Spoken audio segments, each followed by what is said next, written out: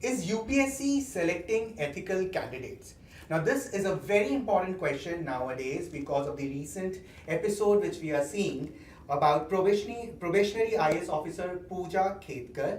And to talk about this in detail, we have with us Nanditesh Nilay. Nanditesh Nilay has been an expert consultant to UPSC, SAARC countries, Civil Services Academy, National Center for Good Governance, CBI, Competition Commission of India, etc. And also he has his PhD from IIT Delhi on ethical decision making among Indian bureaucrats. He has a doctoral fellow in Gandhian studies from ICSSR. And also, you must have seen his articles written in our UPSC Ethics Simplified, where he talks about ethics, integrity, and aptitude for the future bureaucrats. And as we all know, that ethics is an important paper in the UPSC syllabus. So today, because of all these things happening in the news, you must have been seeing and watching. A lot of aspirants want to ask questions regarding the ethical issues involved in this particular issue. So, welcome, sir, Thank you, and Manas. Thank you for coming and talking to us on this issue. Let's begin with the very first important question, and that is: do you think there are certain loopholes in the UPSC selection when it comes to selecting ethical candidates? I think UPSC used to select the right candidate. They have a very robust, I will say, very powerful system, I will say, robust system. There is a PT, there is a mains, there is a interviews, a lot of filters are there. But still I believe that if such candidates are there, that they are probationer and they are compromised on so many things. So in my opinion, I will not say that UPSC is not picking or selecting ethical candidate. Rather than I will say that UPSC should also look into it. They should also try to understand what needs to be done. In my opinion, if you'll ask from me, because the main issue is when the candidate qualifies the ethics paper as well as the candidate goes for the interview, whether we have those kind of scales, whether we have those kinds of assessment things which can assess. And I will say it is very difficult to assess a being or a human being. Human beings are a bunch of contradictions. So if I will say that there is a magic wand with UPSC or anybody, so no, somewhere we are living in a false state. That should not be the case. Rather than we should try to make the system more strong, more robust, and we should certainly try to go for the interview part more ethical oriented, rather than it should be more GS based, GK based, academics. This is somewhere, in my opinion, the most important part. For example, psychology is fine. There is somebody, as a psychologist is there in the interview, that is fine. Somebody is assessing the knowledge of the candidate, that is fine. But what about ethics? What about values? What about morality? And ethics, values, and morality or virtues cannot be assessed till the time we don't have that deeper introspection. So, am I the right candidate to assess the candidate? This is the biggest question.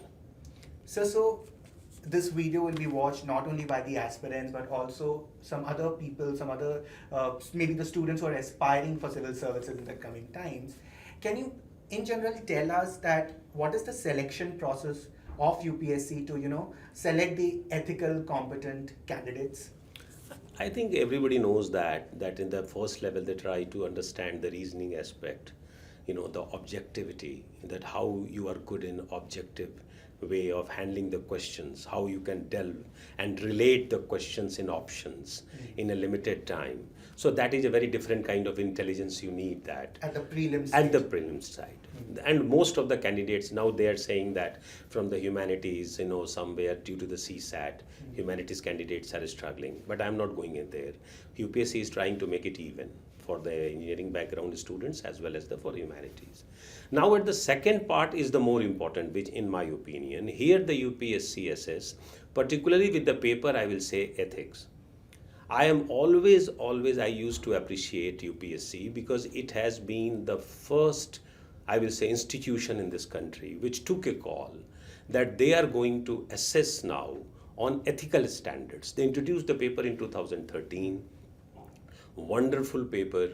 And if you see the questions of 2013, you will be amazed to see that fundamental questions have been asked. So you can think that what was going in UPSC's mind. True. You know, they have not tried to put the things in a complex way. They are asking simply, write in 200 words and in 100 words about integrity. What do you understand of, regarding human values? So these are the fundamental questions. So at the second level, they go with the essay, they go with these papers, general studies. At the third level, now the fight is, very difficult because the interview, the margin of error is very less. 1 number, 2 number, you are here and there. So UPSC has a very, I will say that, unique way to assess. And the most important, people used to say that it is the toughest exam, but you will be also surprised by seeing the background of the students. You will say that somebody has got 60% in 10th, 50% in 12th, simple graduate, they qualify UPSC. That is the magic of UPSC. It has something for everyone. You cannot say that UPSC is, I always say it is always that kind of exam which don't care only about your dreams. It gives you a chance. Okay, so just for the context of our viewers, I'd like to mention, as Sir was just saying, that in 2013 there were certain changes in the UPSC exam pattern. Correct. And among a lot of other changes, one important change was that they introduced a special paper, a complete one paper, a compulsory paper in the mains examination called Ethics, Integrity and Aptitude. So a lot of students do ask us that, with this change, what was the purpose of UPSC of bringing such a paper? And now when we see such news, do you think that was it enough? What should I say on this? Because any democracy which is struggling in terms of development, what we got out of development, Manas? We made roads on mountains, is it enough? We broke the mountain, is it enough? We polluted the water, then sold the water, it is enough. We polluted the air, now we are trying to make the machines in the rooms and the office to purify the air. Is it enough? See, enough always appears when the aspirations or human being becomes enough. When a man realizes that no, what is the difference between need and the greed, then it sounds enough. And that always appear with those kind of societies where self-introspection is very high. So when the UPSC introduced this paper, they have not introduced by thinking that there is a lot of corruption, lot of compromises are going in bureaucracy. Let's see in the positive way. That they try to put a different kind of filter. And that filter was, when you will come out from this, you'll be more clean as a human being. Or I can say that you will understand yourself more. So let's see an example. I am saying, I wish to be an IAS officer. And now I am saying, I wish to be a good IAS officer. Now there is a difference between the two. So when UPSC introduced this paper, and I also got a chance to work on that paper, the whole purpose of this paper was that aspirants should get a chance again to enter in the world of moral science. They should interact, they should read. It is just like that somebody is not willing to read a thick novel, and still you are giving that novel to someone, that they should feel good. In the same way, UPSC has felt that we are giving you a syllabus on ethics, integrity and aptitude. You will go with the Kant, you go with the Bentham, you read Gandhi, you read Vivekananda. While reading, while doing this, while preparing for the exam, there is a chance that it will reach to you. And when it will reach, it will give you a Kindle, it will give you something to think. Because Socrates, what Socrates says? He said, any life which is unexamined is not worth to live. And therefore, I appreciate UPSC, that UPSC first time gave the aspirants a chance to examine their life through this paper. Okay. So I'll not go, here and there. I'll just come straight to the point, sir. Then where is the problem? Everywhere. Like what? What reforms do you think that UPSC should think about? Like, Before UPSC, the problem is in all of us. Why we go for UPSC? This is the first question. We are not a feudal society, Manas, but the middle class is becoming feudal. You have a 1 lakh phone in your hand and you are different from others.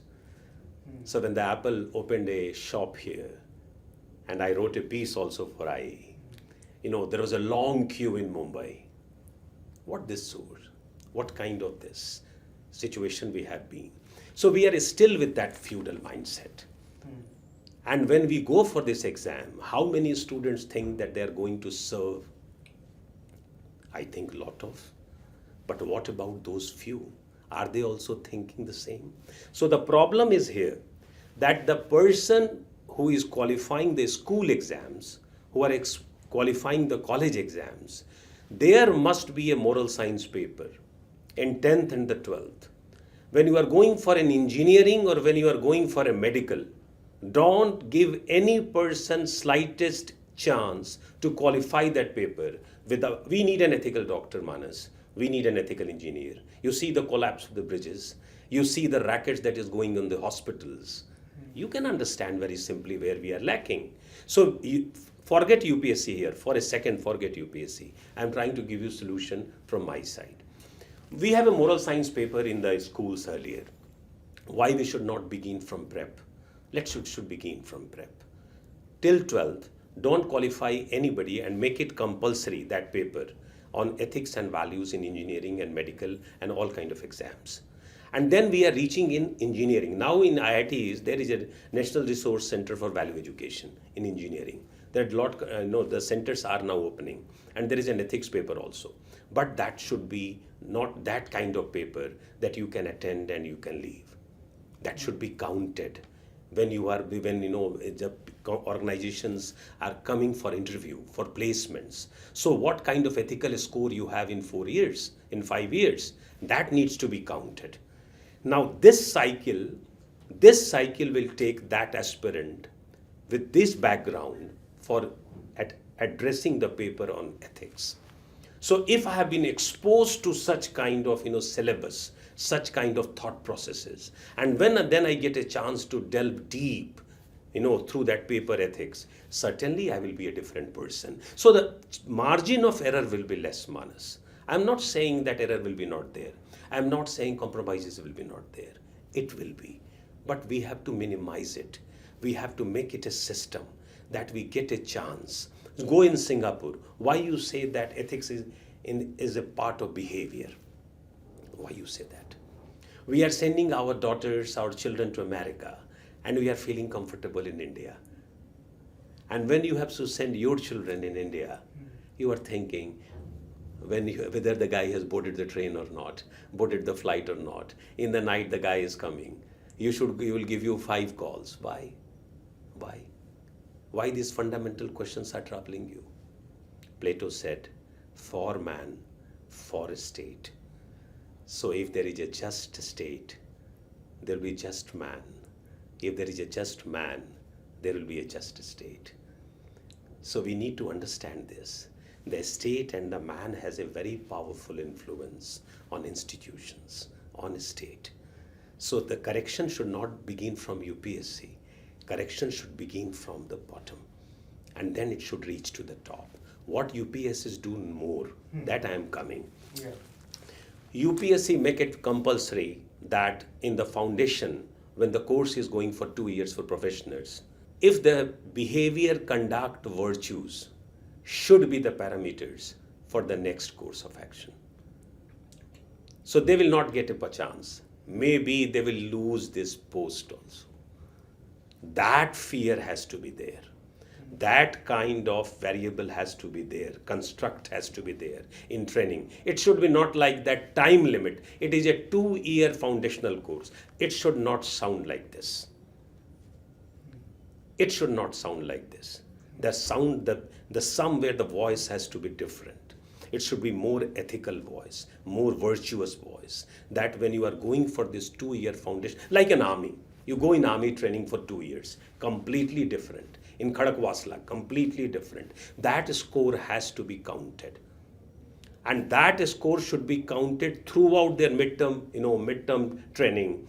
And assessment, promotions, in my opinion, 70% criteria should be given to the virtues, to the ethical standards, to the values when you are promoting someone. So you see what Kant said. Kant said, it's not the result that matters for me. It's the intention behind the result matters for me. Bentham said, it's the result that matters. So now you say in the world of the data, that data matters, result matters. Sam, dam, dand, bhed, do everything, bring me the result. There is a pressure. And what about that kind of person who has tried his best morally, but the system is not supporting? So here you are giving an example of probationer. What about that person who has been the chief secretary and compromised? Who has been in the system for 20 years and the guy has compromised? What about that person? And what kind of hope and image is coming from that person? It means what? Let's make ethics the central aspect of education rather than academics. We need good engineers, we need good doctors, we need good lawyers, we need good bureaucrats. True. The good has to be there, what Plato said. I'm glad that you brought the good bureaucrat point, because we see there are a lot of good examples in front of us who have been very successful civil servants contributing to the society, who've been role models for a lot of aspirants, students. So, so why do you think that, this episode or what happened recently would affect on such students, such aspirants? What effect do you think they will have? And why it's important to see the role models more now?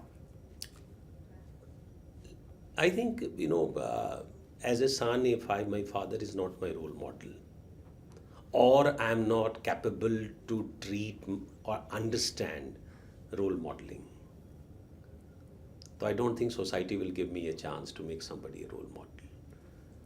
So the problem is not with that probationer. Problem is in the family. You please focus on the institution of family. Why my father's salary is more important? Why my father's gift is more important? Why not my father? Why not my mother? Tendulkar used to say, I always remember what he has said, when he left crores and crores, he has not gone for that gutka ad. He has not gone for cigarette ad. He has not gone for the alcohol ad. What he said, Baba, Baba, promised from Baba. He said, oh Sachin, never do anything, because you will be the hero, the role model, and children will follow you. Oh, that part. See what kind of example Rahul Dravid given to this world. Leaving 2.5 crores. And we are in the age of money. We fight for money. We get glamorized from money. We are introduced through money. You see the game of colors of money nowadays. In fact, in civil services, we have so many, and even in this case, you see the tempt is like a kid. I want this. Yeah. You give me this, give me that. So see the tempt. It means that social consciousness has not been done in the home. When it has not been done in the home, how it will influence me to find some role model in society? I have interacted with so many bureaucrats in my life, I will tell you. So many bureaucrats. I find wonderful bureaucrats in my life. Good or bad, but most of the time good. And I always rate Indian Express very high, because Indian Express has an award, a governance award. I'm not speaking because I'm speaking here. If I will be not speaking, still the fact is the fact. Indian Express always encourages good bureaucrats. That's the contribution of Indian Express. But if you'll ask from me a few names who has influenced me a lot nowadays, I will say one has been Ashwani Lohani. He had headed Indian Railways. You go and ask from anybody in Indian Railway. Lohani साहब को जानते हो? And the common man will be mesmerized in remembering him. That's the role model. He was such a good person. The impact he has created in Air India, the impact he's created in tourism. Another I want to say, a very low profile bureaucrat, very low profile, wonderful human being, Dinesh Chan. He is at present, I think, in Neemaj, collector of Neemaj. You go and work what he has done. What kind of blood donation campaign, planting old age people, care. He has been the person who introduced the bureaucrat that a bureaucrat can be a good human being and still governance can be done. It is not weakness. And I will give you an example. I was just, when I met them, they said me, sir, I will give you one example. I have visited all villages, do you know, sir, in this district, and I have been the first person who had villages. He was talking about another district. When he first bureaucrat, like, yes, first DM, who has visited all villages in this district. And I went to one of the village, and one girl came to me with his father, and girl was handicapped. I said, what do you want from me? They said, sir, bathroom banwa do ek. To that collector. That collector, Mr. Dinesh Chan, I am saying. Bathroom? He saw that girl handicapped. He said, okay. He has done that. And then he called the family to open that. And then he said, you, sir, you please understand, sir, why we need ethical bureaucrats. Why we need sensitive, compassionate bureaucrats. This is the problem in democracy. This is governance. You should not take the benefit to the last person only. Rather than you should take goodness to the last person also. They should believe that at the bottom of the pyramid, if you are good, you are right. You are not on the wrong side. And then the issue of temptation, then the issue of all kind of compromises will be less, because their children also dream to become an IAS and collector. Their children also wish to become a judge. So when we will be trained like this, conditioned like this, and here I always appreciate UPSC, that in spite of all things, we are talking about Vivekananda, Gandhi, Bentham, Kant, morality, virtues, human values. Now these words are also in vogue, rather than taboos, only taboos. So that is a great, I will say, contribution of UPSC. Where it needs to work, it needs to make the system more robust, I will say. It needs to work a lot on the interview, and it has to make it very clear that the central aspect of the interview will be not general knowledge. It will be ethics, and it will be assessed also. So candidates should be very clear whether the candidate want to become cosmetic in the interview, it's fine. You will be exposed. Or if you are a man, a good human being, a normal person who loves virtues, it's fine. You come. So I think it's all goes that whether we are, somewhere thinking in that perspective or not. Sir, a lot of, we have a very dedicated UPSC section in the Indian Express. Indian Express is widely read by UPSC aspirants. Now, such episodes definitely, bring sometimes doubts in the minds of the aspirants who are going to, appear in the coming exam or maybe the next year. So what is your message to those aspirants after this episode? What do you want to tell them? You must have a fundamental question why you want to become a bureaucrat. That fundamental question has to be answered. If there is an error in the fundamental question, as always Socrates says, life is nothing but question. Ask right questions. Why you wish to become an IAS officer? The answer is not with your father and mother, with you.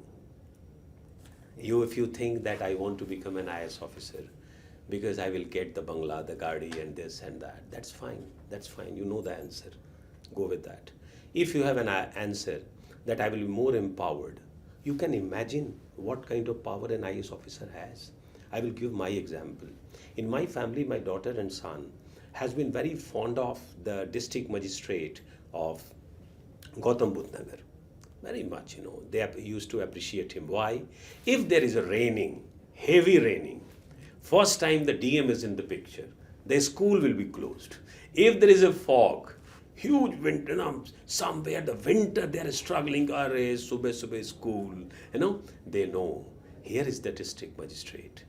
His name is, I think, Manish. Here is the district magistrate. The school will be closed. When the bureaucrat reaches to the common children in district, and the person becomes a hope. So my message is, Parveen Shakir का एक शेर है, सुना दूं? खुशबू का क्या है हवाओं में बिखर जाएगा, खुशबू का क्या है हवाओं में बिखर जाएगा, मसला तो ये है कि ये फूल किधर जाएगा. So this is the biggest question, whether the kid, the boy, the girl wants to move towards ethics or some other direction. Thank you so much, sir. I think a very good note to end this interview. You can follow us on the Indian Express YouTube channel for more news like this. Subscribe, like, and hit the bell icon. Also, for the UPSC aspirants, do follow our various initiatives of the UPSC section on the Indian Express, and keep telling us, keep liking us, and keep commenting whatever you want, and keep asking us questions. Thank you so much.